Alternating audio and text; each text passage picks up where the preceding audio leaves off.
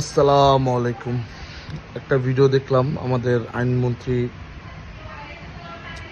আইনমন্ত্রীর একটা ভিডিও দেখলাম, আমাদের দেশের আইনমন্ত্রীর একটা ভিডিও, যে উনি বলতেছে যে মানে শর্ট টাইমে একটা বিচার হয়ে যাওয়া, ওই বিচারের ভিতরে কোনো ভুল ডিসিশন আছে নাকি।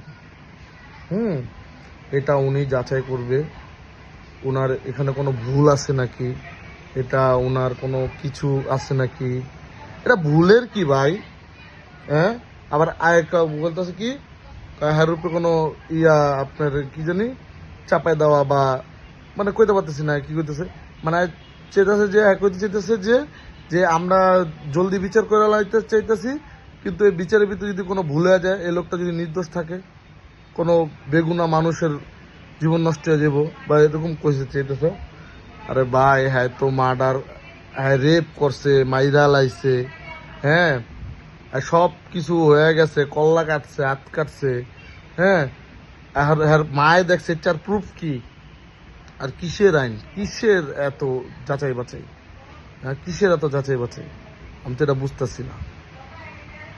বুঝতেছি না।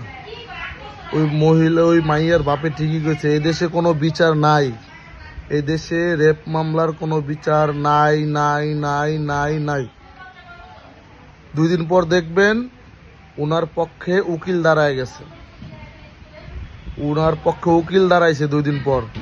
এই নিউজ হায়েস্ট 5 দিন চলবো বাংলাদেশে, হায়েস্ট 5 দিন, তারপরে আরেকটা নিউজ আইব, ওটা নিয়ে মানুষ মাতামাতি করবো, ওই লোক ঠিকই বলছে।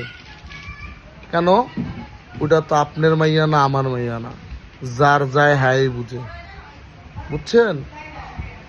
রাগ করলেন,